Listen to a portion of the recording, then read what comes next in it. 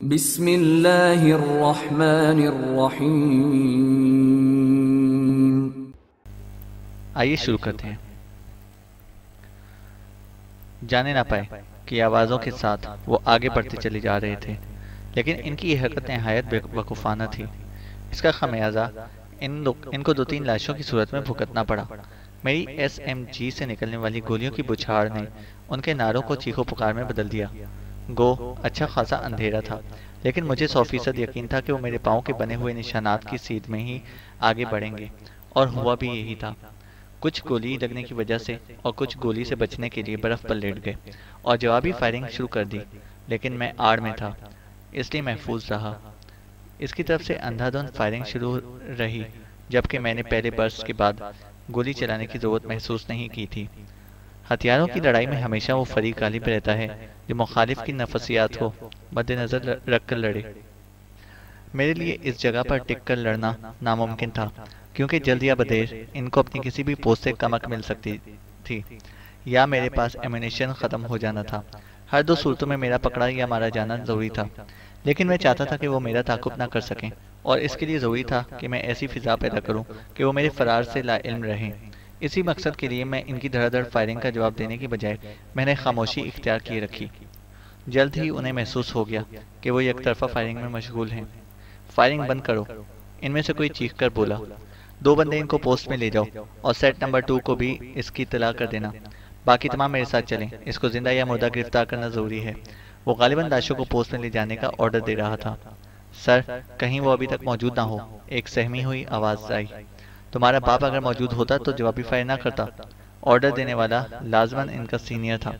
تم اگر ڈرتے ہو تو ان لاشوں کے ساتھ پوسٹ پر چلے جاؤ، باقی چلو میرے ساتھ۔ میں آنکھیں پھاڑے ان کے ہیولوں کو دیکھنے کی کوشش کر رہا تھا، تاکہ زیادہ سے زیادہ کو جہنم واصل کر کے اپنے تعاقب کے قابل نہ چھوڑوں۔ گو صاف موسم کی صورت میں برفانی علاقے میں چاندنی رات کے بغیر بھی اتنی روشنی ہوتی ہے کہ 40-50 کے حدود اربا میں کسی چیز کا ہیولہ محسوس کیا جا سکے، مگر اس وقت آسمان بادلوں سے ہٹا ہوا تھا اور برف باری شدت سے جاری تھی۔ ایسی صورت میں ان کی آواز یا قدموں کی آہٹ سے ہی میں ان کی سمت کا اندازہ کر سکتا تھا، اس کے علاوہ کوئی صورت نہیں تھی۔ البتہ ٹارچ میرے پاس موجود تھی، لیکن اس کو جلانے کا مطلب اپنی موت کے پروانے پر دستخط کرنا تھا۔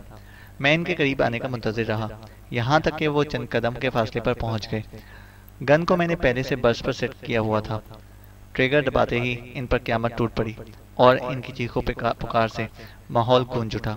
میں نے بھی ٹریگر سے اس وقت تک انگلی نہیں ہٹائی جب تک کہ میگزین خالی نہیں ہو گئی۔ نئی میگزین چڑھا کر میں نے ایک ہلکا سا برسٹ چلایا اور وہاں سے کرالنگ کرتا ہوا دور ہٹنے لگا۔ پشت پر موجود پہاڑی کی آڑ میں آتے ہی میں کھڑا ہو گیا۔ اتنی زیادہ احتیاط کا مقصد اس کے علاوہ اور کچھ نہیں تھا کہ میں کسی اندھی گولی کا شکار نہ ہو جاؤں۔ آڑ میں آتے ہی میں وہاں سے تیزی کے ساتھ روانہ ہو گیا۔ مجھے حتمی طور پر اندازہ نہیں تھا کہ میں کتنے بندے جہنم واصل ہو چکے ہیں، البتہ اس بات کا مجھے یقین تھا کہ وہ میرے تعاقب کے قابل نہیں رہے۔ کچھ دور آنے کے بعد میں نے نارمل انداز میں چلنا شروع کر دیا۔ مسلسل سفر اور بے آرامی نے میرے اعصاب کو شل سا کر دیا تھا۔ نیند کی شدت سے میری آنکھیں جل رہی تھیں، لیکن ان سب کے باوجود میں چلنے پر مجبور تھا۔ صبح صادق کے قریب مجھے ایک کھوہ نظر آئی جس کا منہ برف سے اٹا ہوا تھا۔ بس ایک چھوٹے سے سوراخ سے مجھے اندازہ ہوا کہ یہ کوئی غار ہے۔ ٹارچ جلا کر میں نے سوراخ کے اندر جھانکا۔ کافی لمبی غار نظر آئی۔ میں نے غار کے اندر سے صرف اتنی برف ہٹائی جس سے کہ میں آسانی سے اندر گھس سکوں۔ برفانی طوفانوں کی بدولت برف غار کے اندر بھی کافی مقدار میں ڈھیر ہوئی پڑی تھی، لیکن میری خوش قسمتی کہ غار کافی لمبا تھا۔ آخری کونے میں جا کر میں نے اپنے لیٹنے کے لیے جگہ صاف کی، گرم جیکٹ اور پاجامہ نکال کر پہنا، بوٹ اتار کر برف جھاڑی، جرابیں تبدیل کی اور حلوے کو جڑ گیا۔ خوب پیٹ بھرنے کے بعد باقی حلوہ شاپر میں لپیٹ کر پٹھوں میں ڈالا اور ٹھنڈی چائے پی کر آرام کے لیے لیٹ گیا۔ برف باری کی یہ خاصیت ہے کہ جب تک یہ شروع رہے سردی نارمل رہتی ہے، بشرط یہ کہ اس کے ساتھ ہوا نہ چلے۔ اس وقت بھی ہوا بند تھی اور برف روئی کے گالوں کی طرح مسلسل آسمان سے گر رہی تھی۔ مجھے پتا تھا کہ میرے پاؤں کے نشانات زیادہ سے زیادہ 1 گھنٹے میں برف میں چھپ جائیں گے۔ اس کے بعد دشمن کے لیے میری لوکیشن کا پتہ چلانا نہایت مشکل تھا۔ حالات کی سنگینی اور گھریلو تفکرات بھی میری نیند کو نہ روک سکے اور میں گہری نیند سو گیا۔ میں پتہ نہیں کتنی دیر سویا رہا، لیکن اچانک تیز گڑگڑاہٹ کی آواز میرے کانوں میں آئی اور میری آنکھ کھل گئی۔ ٹائم دیکھا تو دن کے 2 بجنے والے تھے۔ ہیلی، اور اس موسم میں نے حیرانی سے سوچا۔ لیکن جب میری نظر غار کے سوراخ سے آنے والی کرنوں کی روشنی پر پڑی تو میری حیرانی دور ہو گئی۔ اس کا مطلب ہے موسم صاف ہو گیا ہے۔ میں آہستہ سے بڑبڑایا اور اٹھ کر غار کے دہانے کی طرف بڑھ گیا۔ سوراخ سے سر گزار کر جب میں نے باہر جھانکا تو سورج پوری آب و تاب کے ساتھ چمکتا نظر آیا۔ آسمان پر بادلوں کا نشان تک نہ تھا۔ میں شاید باہر نکل کر دھوپ سے لطف اندوز ہونے کی کوشش کرتا کہ اچانک میری نظر غار سے 50 گز کے فاصلے پر بنے ہوئے قدموں کے تازہ نشانوں پر پڑی اور میں اچھل پڑا۔ میں نے غور سے دیکھا تو یہ نشانات مجھے اسی سمت کو جاتے دکھائی دیے جس سمت سے میں چل کر آیا تھا۔ ہیلی کی آواز بھی اسی سمت کو جاتی نظر آئی اور ہیلی کا مقصد بھی لازماً زخمیوں اور لاشوں کی ترسیل تھا۔ میں غار کے دہانے سے اندر کو ہٹایا اور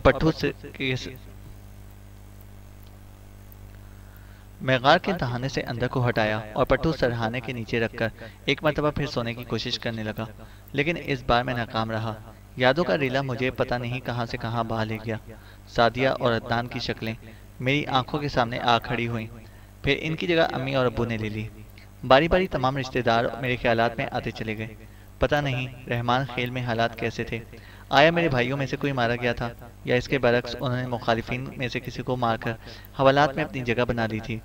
جیسے بھی تھا، اتنا اندازہ بہرحال مجھے تھا کہ حالات سخت خراب ہیں، اور گنڈا پوروں میں حالات کی خرابی کا ایک ہی مطلب تھا، یعنی ایک یا زیادہ بندوں کا قتل ہو جانا۔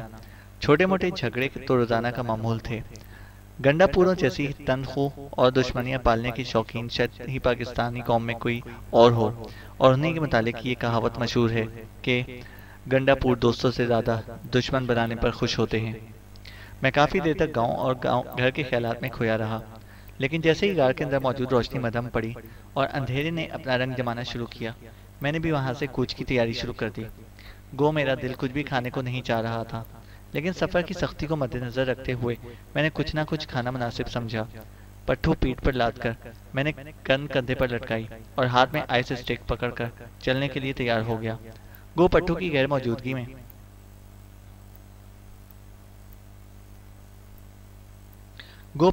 موجودگی میں میں زیادہ تیز سفر کر سکتا تھا، لیکن زیادہ عرصہ اس برف زار میں پھنسے رہنے کی صورت میں پٹھو میں موجود سامان ہی میری زندگی کا ضامن بن سکتا تھا۔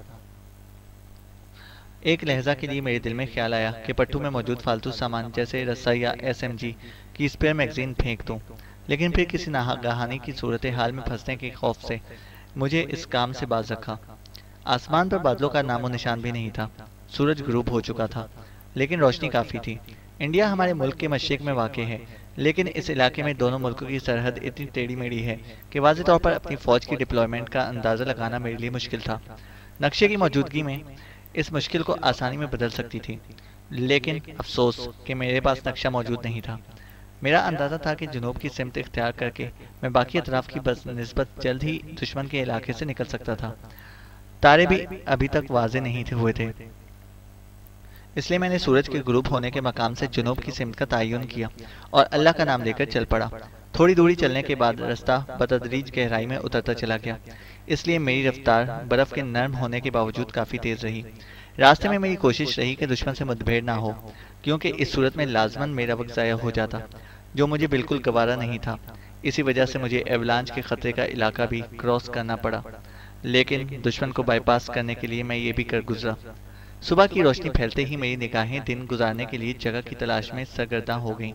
جلد ہی مجھے ایک بڑے پتھر کے نیچے اتنی جگہ نظر آ گئی جہاں میں آسانی سے لیٹ بھی سکتا تھا اور دشمن کی ہوائی اور زمینی دیکھ بھال سے آڑ بھی میسر تھی۔ گرم پاجامہ اور جیکٹ پہن کر میں نے ہلکا پھلکا کھانا کھایا اور پٹھو سر کے نیچے رکھ کر لیٹ گیا۔ موسم صاف ہونے کی وجہ سے سردی کافی زیادہ تھی، لیکن سورج بلند ہونے کے ساتھ اس میں کمی ہوتی چلی گئی۔ میرا ذہن عجیب قسم کے خیالات کی آماجگاہ بنا ہوا تھا، اور ان خیالات سے میں نیند میں بھی جان نہ چھڑا سکا۔ برے خیالات اور پریشان سوچوں نے پرچھائیوں کی شکل اختیار کر لی۔ میں نے اپنے باپ کو پھانسی پر لٹکے ہوئے دیکھا، پھر میں نے اپنے چچا کو دیکھا کہ اس کا سر گردن سے کٹا ہوا ہے اور وہ ہاتھ کے اشارے سے مجھے اپنی طرف بلا رہا ہے، اور میں نے اس کی طرف جانے کی بجائے چودھری انور کے پیچھے دوڑ رہا ہوں۔ میرے ہاتھ میں ایک بڑا سا ٹوکا تھا جس سے خون ٹپک رہا تھا۔ میں نے دوڑتے ہوئے ٹوکا اس کی طرف پھینکا، لیکن وہ جلدی سے نیچے بیٹھ گیا اور ٹوکا اس کی بجائے عدنان کو جا لگا، جو ہاتھ پھیلائے میری جانب دوڑ رہا تھا۔ میرے منہ سے چیخ نکلی اور میری نیند اکھڑ گئی۔ आंख खुलते ही मैंने दाएं बाएं देखा। सूरज अपनी आबोताब से पूरी तरह चमक रहा था। दिन के 2 बजने वाले थे। मुझे सख्त प्यास महसूस हो रही थी। पट्टू से बोतल निकालकर मैंने पानी पिया और एक मर्तबा फिर लेटकर सोने की कोशिश करने लगा, मगर ख्वाब के बेतरतीब और भयानक मनाज़िर मेरी निगाहों के सामने घूम रहे थे। क्या पता ये ख्वाब सच्चा हो और इसकी ताबीर, मगर मैं अपने अंदर इस बेतरतीब ख्वाब की ताबीर सोचने की जुर्रत पैदा ना कर सका और सर झटककर तमाम परागिंदा ख्यालात को जहन से निकालकर इस बर्फसार से निकलने की तदबीर सोचने लगा। सूरज के सर छुपाते ही मैं एक मरतबा फिर चल पड़ा। इर्द गिर्द का इक्का दुक्का दरख्त नजर आ रहे थे। इसका मतलब था कि मैं जिस इलाके में मौजूद था इसकी बुलंदी 14,000 फीट से कम थी, क्योंकि इससे ज़्यादा बुलंदी पर दरख्त नहीं उगते। ये इलाका इस लिहाज से बहुत अजीब है कि कम बुलंदी पर सब्ज़े की बहुतात, दरख्तों के झुंड जिसमें हर किस्म के दरख्त शामिल हैं, यानी फलदार और बगैर फल के, कसीर तादाद में मौजूद हैं। इसके बरक्स जब 14,000 फीट से ज़्यादा बुलंदी पर चली जाओ तो इतने ही बंजर और संगलाख पहाड़ नजर आते हैं। हालांकि पानी हर 2 जगह वाफर मिकदार में मौजूद है, और वो इसलिए कि बर्फ़ पिघलते ही हर जगह चश्मे फूट पड़ते हैं। छुपने की जगह से फरलांग भर के फासले पर मुझे रास्ता सा बना हुआ नजर आया, जो मगरिब की सिमत से आते हुए इस मकाम से जुनूब की सिमत मुड़ रहा था। मैंने भी इस रास्ते को गनीमत जाना और इस पर चल पड़ा। रास्ता तकरीबन हमवार ही था। थोड़ा सा आगे बढ़ने के बाद मुझे अपने बाएं हाथ पर अमूदी खतरनाक ढलानें नजर आईं, जो रास्ते से 2-3 मीटर ही दूर पड़ी थीं। ये इतनी सीधी थी कि बर्फ भी इन पर ना जम सकी थी, इसलिए इनकी पथरीली और संगलाख सतह वाज़ेह नजर आ रही थी। दाएं हाथ पर हमवार ढलान थी। रास्ता बना हुआ होने की वजह से मेरी रफ्तार काफ़ी तेज़ थी। मेरा इरादा था कि दुश्मन की पोस्ट जैसे ही नजर आएगी मैं रास्ता तब्दील कर लूँगा, मगर किसी पोस्ट के नज़र आने से पहले ही मैं एक नागहानी आफत में फंस गया। वो चंद लोगों के बोलने की आवाज़ थी जो थोड़े फासले पर मौजूद मोड़ से आ रही थी। बेख्तियार रुकते हुए मैंने दाएं बाएं नज़र दौड़ाई, मगर किसी ऐसी जगह की तलाश में नाकाम रहा जहां मैं छुप सकता। सूरज को डूबे कुछ ही देर गुजरी थी और मलगजे अंधेरे में काफ़ी दूर तक नज़र काम कर रही थी। मेरे पास छुपने के लिए बहुत कम टाइम था। पिछला मोड़ भी मुझसे फरलांग भर दूर था। अचानक मेरे जहन में एक तरकीब आई और मैंने फिलफौर इस पर अमल कर डाला। पट्टू से रस्सी निकालकर मैंने रास्ते की बाएं तरफ मौजूद दरख्त के तने के साथ इस तरह बांधी कि रस्सी बर्फ में छुप गई। रस्सी का दूसरा सिरा मजबूती से अपनी कमर के साथ बांधकर मैं बाएं हाथ में मौजूद खड़ी चट्टानों की तरफ बढ़ गया। मेरे नीचे उतरते ही वो मोड़ मुड़े। अगर मुझे चंद सेकंड की भी देर हो गई होती तो मेरा देख लिया जाना लाजमी था। तमाम अफराद जोर जोर से बातें करते एक सीधी लाइन में जा रहे थे। इनकी बातों से जो नतीजा मैंने अखज़ किया वो यही था कि कुछ तकरीबकार सरहद के अंदर घुस आए थे, जिसकी वजह से मुख्तलिफ पोस्टों से पैदल पेट्रोलिंग शुरू कर दी गई थी। जैसे ही इनकी बातों की आवाज़ मालूम हुई मैंने सर उठाकर देखा तो वो दूसरा मोड़ मुड़ने वाले थे। मैं आहिस्ता से ऊपर आ गया। जो ही वो तमाम मेरी नज़रों से ओझल हुए मैंने दरख्त के नज़दीक जाकर पट्टू उतारा और रस्सी खोलने के लिए नीचे झुका ताकि रस्सी लपेटकर पट्टू में डालूं। अचानक मुझे अपनी पुष्ट पर गुर्राहट सुनाई दी। मैं फुर्ती से पीछे मुड़ा और ये देखकर मेरा खून रगों में मुंजमद होने लगा कि एक देव का मतलीच आहिस्ता आहिस्ता मेरी तरफ चलता हुआ आ रहा था। मेरे पीछे मुड़ते ही वो दोनों पाँव पर खड़ा हो गया। अपने हाथ में मौजूद SMG पर मेरी गिरफ्त मजबूत हो गई, लेकिन जैसे ही थोड़ी देर पहले गुजरने वाली पेट्रोलिंग पार्टी का ख्याल आया मैंने रीच पर फायरिंग करने का ख्याल दिल से निकाल दिया। स्कूल के ज़माने में पढ़ी हुई एक कहानी मेरे दिमाग में दर आई। जब 2 दोस्त इकट्ठे सफ़र कर रहे होते हैं और रीछ आ जाता है, एक दोस्त दरख्त पर चढ़ जाता है जबकि दूसरा जो दरख्त पर नहीं चढ़ना जानता कि वो सांस रोककर लेट जाता है और रीछ इसे मुर्दा समझकर छोड़कर चला जाता है। मैं इस वक्त दरख्त के करीब ही खड़ा था और दरख्त पर चढ़ना भी खूब जानता था, मगर इस इलाके में दरख्त पर चढ़ना अजहद मुश्किल था क्योंकि दरख्त के तने बिल्कुल साफ और लंबाई में बहुत ज़्यादा होते थे। सांस रोक लेने का तरीका भी मैं नहीं आजमाना चाहता था कि इसमें भी बहुत ज़्यादा ख़तरा था। मैंने इन सब तदाबीर को छोड़कर एक नई तदबीर इख्तियार की। गो इसमें रिस्क ज़्यादा था, लेकिन इसके अलावा तो कुछ और सूझा और ना सोचने का टाइम था। और ये रिस्क भी मैं इसलिए ले सका कि दरख्त के तने और अपनी कमर के साथ बंधी हुई रस्सी मैंने अभी तक नहीं खोली थी। रीच जैसे ही अपने पिछले कदमों पर खड़ा होकर मेरी जानिब बढ़ा, मैं भी इसकी तरफ दौड़ पड़ा। मेरे इस रद्दमल पर एक लम्हे के लिए वो अपनी जगह पर साकिन हो गया। मैंने 5-6 मीटर का फासला बिजली की तेज़ी से तय किया और उछलकर रीछ पर छलांग लगाई। रीछ इस अमूदी ढलान के बिल्कुल किनारे पर खड़ा था। मेरी छलांग लगाते ही इसने अपने दोनों हाथ मुझे जकड़ने के लिए बढ़ाए, लेकिन मेरी तवज्जो इसकी गिरफ्त से बचने की बजाय اسے نیچے گرانے کی تھی، اور اس صورت میں میرا اپنا گرنا بھی لازمی تھا۔ ریچھ اس صورت میں ضرور گرنے سے بچ جاتا اگر میں فلائنگ کک لگا کر پیچھے کی طرف گرتا۔ اس کے برعکس میں نے اپنا پورا بوجھ اس کے اوپری دھڑ پر ڈالا اور اسے ساتھ لیتا ہوا پچھلی جانب عمودی ڈھلان پر گرتا چلا گیا۔ ریچھ کے منہ سے ایک تیز گراہٹ نکلی اور مجھے پکڑنے کی بجائے اسے اپنی جان بچانے کی فکر لاحق ہو گئی، مگر اس جگہ ایسی کوئی چیز موجود نہیں تھی جس کے سہارے اپنی جان بچانے کے لیے سہارا لے سکتا۔ ریچھ کے پاؤں اکھڑتے ہی میں اس کوشش میں مصروف ہو گیا کہ میرے پاؤں کا رخ پہاڑ کی سمت رہے۔ اس کے برعکس ہونے کی صورت میں میرا ناکارہ ہو جانا لازم تھا۔ رسی کے ٹوٹنے کا مجھے اندیشہ نہیں تھا۔ یہ رسی خصوصی طور پر تیار کی گئی تھی، وزن میں ہلکی اور کارکردگی میں لوہے کی زنجیر سے بھی مضبوط۔ اس کے متعلق ہم اپنے کورس میں پڑھا کرتے تھے کہ یہ 25 ٹن تک وزن سہار سکتی ہے۔ اس کی لمبائی 35 سے 40 میٹر کے قریب تھی۔ جیسے ہی رسی کی لمبائی ختم ہوئی میری کمر کو جھٹکا لگا اور میں تیزی سے پہاڑ کی سمت بڑھا۔ اس سے پہلے کہ میں اس عمودی دیوار کے قریب پہنچتا میرے پاؤں دیوار کی سمت ہو گئے۔ ایک ہاتھ سے میں نے رسی کو اپنے پیٹ کے ساتھ پکڑا اور اپنا توازن درست کیا، اور پھر آہستہ آہستہ اوپر چڑھنا شروع کر دیا۔ 35-40 میٹر کا فاصلہ طے کرتے ہوئے مجھے پسینہ آ گیا۔ ہموار سطح پر پہنچتے ہی میں نے سانس درست کیا، رسی کو لپیٹ کر پٹھوں میں ڈالا اور ایک مرتبہ پھر سفر کے لیے تیار ہو گیا۔ ریچھ سے ٹکراؤ کی وجہ سے کافی ٹائم ضائع ہو گیا تھا۔ اس کمی کو پورا کرنے کے لیے مجھے اپنی رفتار تیز کرنی پڑی۔ 2-3 فرلانگ چلنے کے بعد مجھے دور ہلکی سی روشنی دکھائی دی اور میں سمجھ گیا کہ وہ کوئی پوسٹ تھی۔ اس سے بچ کر گزرنے کے لیے مجھے اپنی سمت تبدیل کرنی پڑی اور میں نے اپنا رخ جنوب کی طرف موڑ لیا۔ راستے سے ہٹنے کی وجہ سے مجھے کچی برف پر چلنا پڑا اور میری رفتار ایک مرتبہ پھر آہستہ ہو گئی۔ آدھی رات گزرنے کے بعد موسم آہستہ آہستہ خراب ہونا شروع ہو گیا۔ صبح تک چاروں طرف دھند چھا گئی تھی، چند گز دور کی چیز بھی نہیں دکھائی دے رہی تھی، لیکن خوش قسمتی سے برف باری شروع نہ ہوئی۔ صبح کو دھند کی وجہ سے میں نے رکنا گوارا نہ کیا اور چلتا رہا۔ 12 بجے کے قریب دھند چھٹنا شروع ہو گئی اور میں نے بھی کسی کمین گاہ کی تلاش میں اپنی نظریں دائیں بائیں دوڑانی شروع کر دی۔ 1 گھنٹے کی تلاش بسیار کے بعد میں تھک کر برف کے اوپر ہی آرام کرنے کا سوچ رہا تھا کہ میری نظر برف کے اندر چھپی ہوئی مورچہ نما جگہ پر پڑی۔ پہلی نظر میں تو وہ مجھے کوئی پوسٹ لگی اور مجھے وہاں سے بھاگنے کی فکر لاحق ہوئی، لیکن اس کے ارد گرد قدموں کے نشان نہ دیکھ کر میں جھجکتا ہوا اس کے قریب چلا گیا۔ وہ ایک پوسٹ ہی تھی، لیکن کسی نامعلوم سبب کی بدولت دشمن اسے خالی کر گیا تھا۔ ساز و سامان تو ادھر کوئی بھی موجود نہیں تھا، البتہ عمارت ابھی تک چوں کی توں کھڑی تھی۔ میں نے اپنے گھسنے کے لیے راستہ بنایا اور اندر گھس گیا۔ دیواروں کے ساتھ بستر لگانے کے لیے جو لکڑی کے تختے لگائے گئے تھے وہ ابھی تک صحیح حالت میں موجود تھے۔ آلو بھجیا کا ڈبہ کھول کر میں نے پیٹ پوجا کی۔ پانی چونکہ میرے پاس ختم ہو چکا تھا، اس لیے اس جگہ تھوڑی سی برف چوس کر گزارا کیا اور اپنے جسم کو رات کے سفر کے لیے تیار کرنے کے لیے لیٹ گیا۔ تھکن کے ساتھ کھانے کے خمار نے مجھے ہر قسم کے تفکرات سے دور کر دیا اور میں گہری نیند سو گیا۔ میں تھوڑی ہی دیر سو پایا ہوں گا کہ اچانک مجھے محسوس ہوا جیسے زلزلہ آ گیا ہو۔ میں تڑپ کر اٹھا، مگر یہ دیکھ کر جھاگ کی طرح بیٹھ گیا کہ جسے میں زلزلہ سمجھا تھا وہ واقعی زلزلہ تھا، لیکن کسی اور صورت میں۔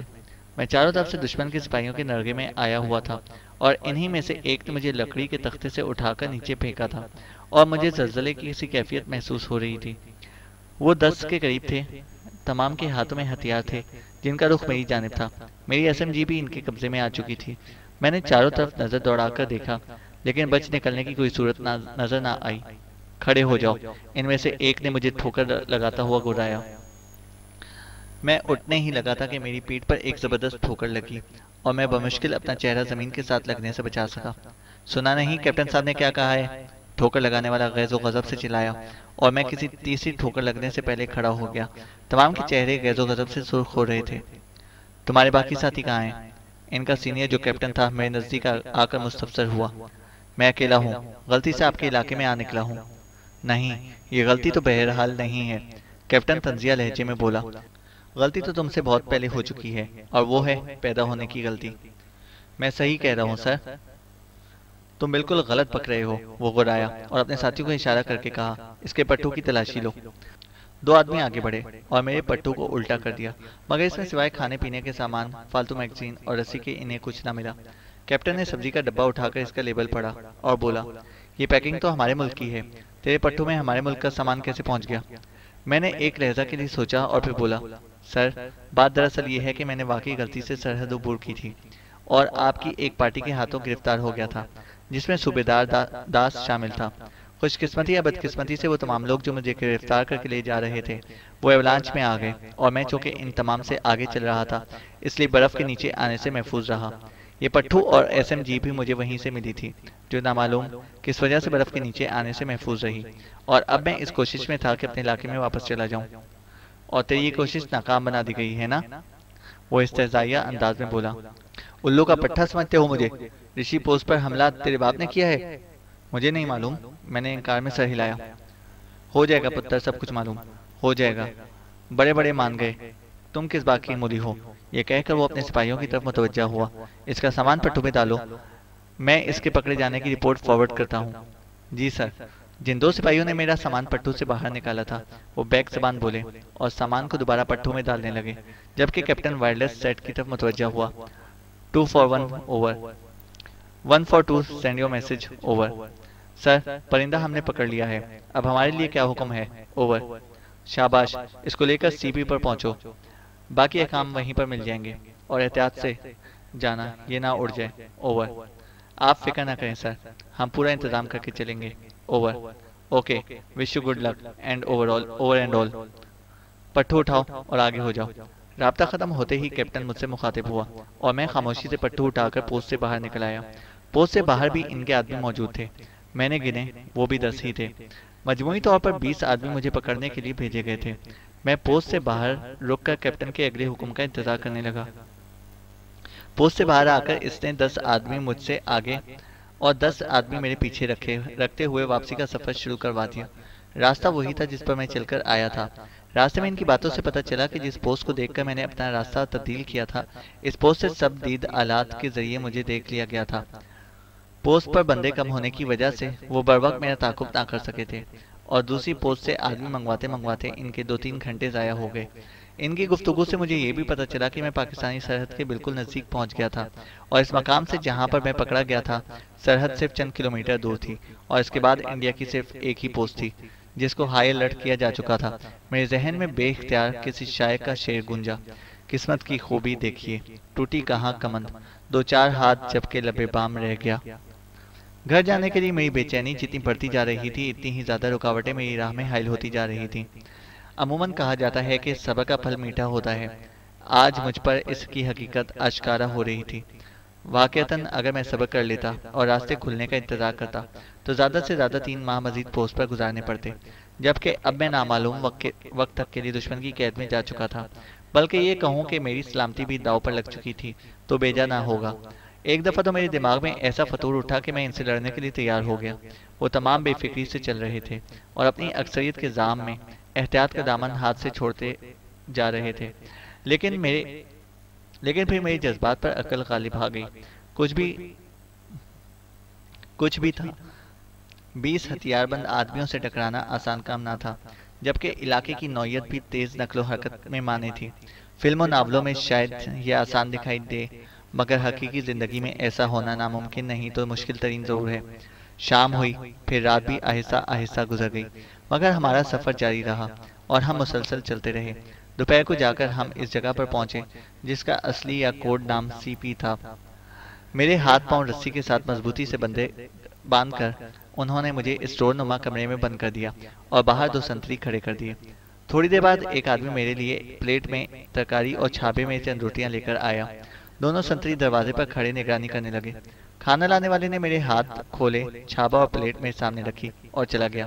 تقریباً ہفتہ ہونے کو تھا کہ میں نے روٹی نہیں کھائی تھی، صرف ڈبہ پیک آلو پر دن گزارے تھے۔ کھانے کو دیکھ کر میری بھوک چمک اٹھی اور میں نے حالات سے بے پرواہ ہو کر کھانے کو جت گیا۔ جب تک میں کھانا کھاتا رہا دونوں سنتری دروازے پر چوکس کھڑے۔ کھانا لانے والا ڈبہ میں بعد میں ایک ٹن جس میں ملک پاؤڈر پیک ہو کر آتا ہے میں پانی لا کر رکھ دیا گیا۔ جب تک میں کھانا کھاتا رہا دونوں سنتری دروازے پر چوکس کھڑے رہے۔ کھانا لانے والا بعد میں ایک ٹن میں پانی لا کر رکھ دیا گیا۔ خوب سیر ہو کر کھانا کھایا، جی بھر کے پانی پیا اور ہاتھ دوبارہ بندھوا کر آرام سے لیٹ گیا اور ایک مہربانی انہوں نے یہ کی کہ ایک پرانا سا سلیپنگ بیگ میرے اوپر ڈال دیا، ورنہ اس کی غیر موجودگی میں آرام کرنا ناممکن ہوتا۔ اسٹور نما کمرہ حجم میں بہت چھوٹا تھا، فرش پر کمبل بچھے ہوئے تھے، اس کے علاوہ کوئی قابل ذکر چیز وہاں موجود نہیں تھی۔ کمرے کے باہر کھڑے ہوئے سنتریوں کی باتوں کی آواز مجھے واضح سنائی دے رہی تھی۔ سخت تھکن کی وجہ سے میری آنکھیں بند ہو رہی تھیں۔ سونے سے پہلے یہ بات پتہ چل گئی کہ مجھے اس پوسٹ سے آگے جانے کے لیے ہیلی کاپٹر آنے والا ہے۔ میری آنکھیں دروازہ کھلنے کی آواز سے کھلی۔ آنے والے کے ہاتھ میں لالٹین تھی۔ کمرے میں چھایا اندھیرا لالٹین کی وجہ سے ہلکی پیلی روشنی میں ڈھل گیا۔ لالٹین دیوار کے ساتھ لٹکا کر وہ باہر نکل گیا اور تھوڑی دیر بعد کھانے کے برتنوں کے ساتھ آن موجود ہوا۔ میں نے ٹوائلٹ جانا ہے، میں نے اپنی حاجت بیان کی۔ ٹھہرو، میں صوبیدار سے پوچھ کر آتا ہوں۔ یہ کہتے ہوئے وہ باہر نکل گیا۔ واپسی پر دونوں سنتریوں کو اس نے کچھ کہا اور وہ بھی اس کے ساتھ اندر چلے آئے۔ میرے ہاتھ پیر کھولے۔ روٹی لانے والے نے مجھے پاؤں کھولنے کو کہا۔ پاؤں کھول کر میں اس کی رہنمائی میں اس چھوٹے سے کمرے سے نکلا۔ دونوں سنتری چوکنے انداز میں میرے پیچھے چل پڑے۔ وہ جتنے بھی چوکس ہوتے، ان دونوں پر قابو پانا میرے لیے کوئی خاص مشکل نہیں تھا، اور اس کی وجہ ان دونوں کی ناتجربہ کاری تھی کہ وہ مجھ سے صرف ایک قدم پیچھے تھے۔ حالانکہ قاعدے کی روح سے انہیں فاصلہ رکھ کر آنا چاہیے تھا، لیکن ان دونوں پر قابو پانے کے باوجود میرا وہاں سے بھاگنا مشکل تھا، کیونکہ پوسٹ پر کم و بیش 30 بندے موجود تھے، اور یہ تعداد میرے گمان کے مطابق تھی۔ ہو سکتا ہے کچھ زیادہ ہی ہوتے۔ اس صورت میں ان دو یا چند کو مار کر اور میں اپنی مشکلات کو بڑھانے کے علاوہ اور کچھ نہیں کر سکتا تھا۔ اس لیے میں نے اپنے اندر اس قسم کی کوئی خواہش پیدا نہ ہونے دی، اور مناسب موقع کے انتظار میں جب چپ چاپ ٹوائلٹ کی طرف بڑھتا چلا گیا۔ پوسٹ کا رقبہ کافی بڑا تھا۔ میں جس گیلری میں چل رہا تھا، اس کی دیواریں پتھروں سے بنائی گئی تھی۔ دیواروں کے بنانے میں کسی قسم کا مسالہ استعمال نہیں کیا گیا تھا، اس لیے دیواروں میں ہلکے ہلکے سوراخ باقی رہ گئے تھے، اور ان سے ہوا کی سنسناہٹ سنائی دے رہی تھی۔ محسوس ہو رہا تھا جیسے موسم خراب ہے۔